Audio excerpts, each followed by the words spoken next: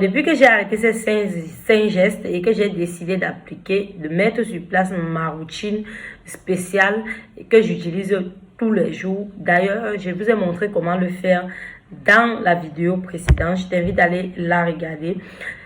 Ma peau a complètement changé et je suis en train de retrouver l'équilibre. Je crois que l'équilibre ou l'homogénéité, c'est le mot exact entre la peau de mon corps et celui de mon visage. Bonjour, bienvenue sur ma chaîne Daily Dose, j'espère que vous allez bien. Je vais vous parler des 5 choses qui ont sauvé ma peau, qui ont empêché que j'ai de plus en plus un visage plus foncé que le reste du corps. 5 gestes que je faisais sur mon visage qui empêchaient à mon visage de briller en permanence. Je m'appelle Peggy, je suis ingénieure environnementaliste de formation. Je suis également formatrice cosmétique. L'idée ici étant de vous galvaniser davantage à prendre soin de vous de façon naturelle avec les gestes qui vont vous aider à mieux entretenir votre peau au naturel. Alors, sur cette chaîne, nous parlons de la santé, de la beauté, de comment s'alimenter, de comment prendre soin de ses cheveux, de sa peau. Et également, nous parlons également de comment garder la texture de sa peau naturelle, de comment apprendre à s'aimer. Si l'un des sujets te passionne, je t'invite à t'abonner à la chaîne et également d'activer la cloche de notification pour être toujours au courant lorsque je poste une nouvelle astuce. La première chose que j'ai arrêté de faire, c'est de laver mon visage avec le gant de toilette. Vous savez, il y a souvent les gants de toilette qui sont très solides là, généralement, que avant on lavait son gant avec, on disait que c'est le gant exfoliant quoi. Donc je prenais tout le temps, je frottais mon visage avec et ça me créait des sortes de tiraillements du visage. Au début ça donnait, ça exfoliait bien, sauf qu'à force de solliciter trop ma peau, parce que plus je vais l'utiliser, il aura toujours ce principe de gommage là, et on sait que une peau normale ne se gomme pas tous les jours. Ça me créait des sortes de tiraillements, ça agressait plutôt ma peau et là j'ai arrêté tout simplement et mon visage a beaucoup apprécié. La seconde chose, c'est que j'ai arrêté de mettre les produits éclaircissants sur mon visage en journée. Ça veut dire tout ce qui est vitamine C, tout ce qui est kojique, l'alpha-butin, tous les produits actifs là, le citron, des huiles en contact avec le soleil, généralement ça crée une oxydation, va créer des sortes d'hyperpigmentation en contact avec le soleil. Donc j'ai arrêté de faire ça.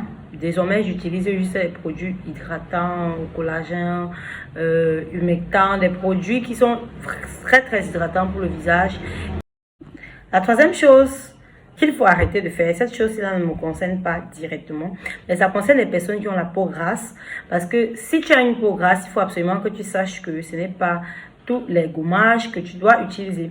Voilà, ça veut dire que les sortes de gommages qui sont extrêmement granulés là, ces sortes de gommages que lorsque tu appliques sur ta peau, ça se retrouve sur une peau qui est déjà assez problématique, qui a des impuretés et en plus de ça, qui a des sortes de lésions. Privilégier un gommage à action chimique plutôt qu'un gommage à action mécanique.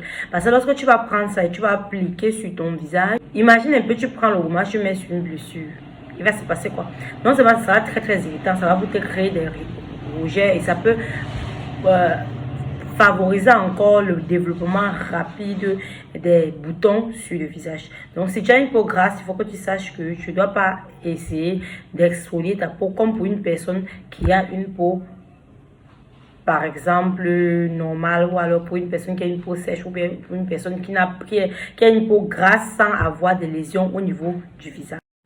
La quatrième chose que je conseille de faire, qui ne s'applique pas aussi à moi, savoir qu'il faut éviter absolument pour toi qui te dépigmente la peau lorsque tu es dans la phase de transition, de retour. Transition veut dire retour à l'état initial, de t'exfolier la peau. Voilà, j'en ai déjà parlé sur la chaîne, je vous ai déjà dit, l'exfoliation concerne uniquement les personnes qui ont gardé leur texture de peau normale ou alors qui sont en train de faire la dépigmentation, mais pas de façon prononcée, mais qui sont en train de changer, ceux qui sont en transition, en train de partir de la peau claire, par exemple, très dépigmentée et abîmée, à la peau normale, doivent éviter absolument de se gommer la peau. Parce que vous avez longtemps agressé votre peau.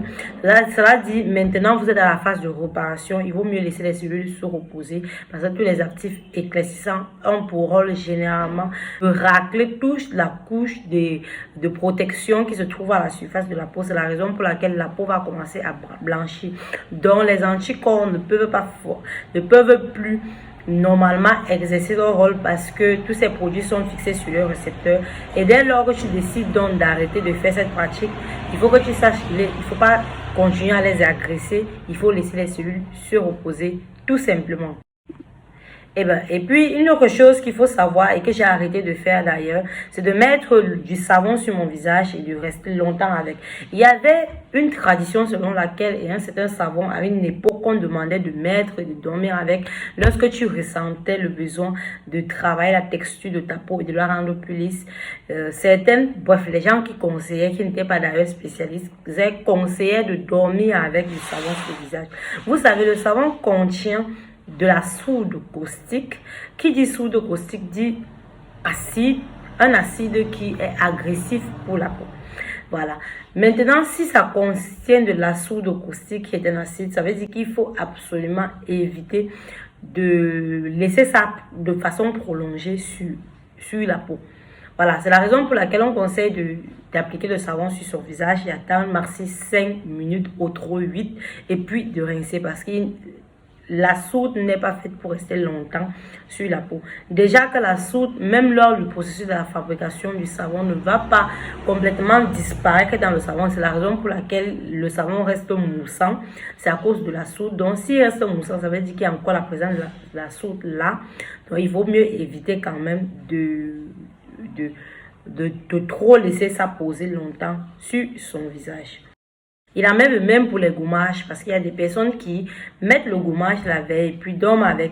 J'ai eu affaire à des clients comme ça ou bien des personnes comme ça qui me contactent pour acheter des produits. Ensuite, on leur donne la méthode appropriée pour utiliser les produits. Mais non, elle ne respecte pas la méthode. Elle va et elle se couche et elle dort avec les produits. Et là, c'est vraiment dommage de dire que vraiment il faut apprendre à respecter le process de chaque produit que vous utilisez.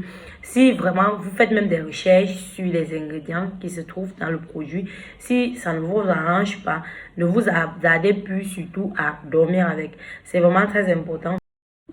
Voilà, j'espère que cette vidéo t'a plu et que cette vidéo va également t'aider à te motiver davantage. Toi peut-être qui a envie de bannir certains.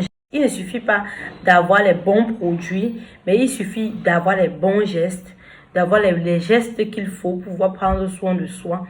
Normalement, parfois on a les bons produits, mais parce qu'on fait les mauvais gestes, on a les mauvais résultats également. Voilà. Alors, je vais vous dire à très bientôt pour une nouvelle astuce vidéo. N'hésitez pas à me laisser un gros pouce vers le haut. Surtout, partagez la vidéo autour de vous.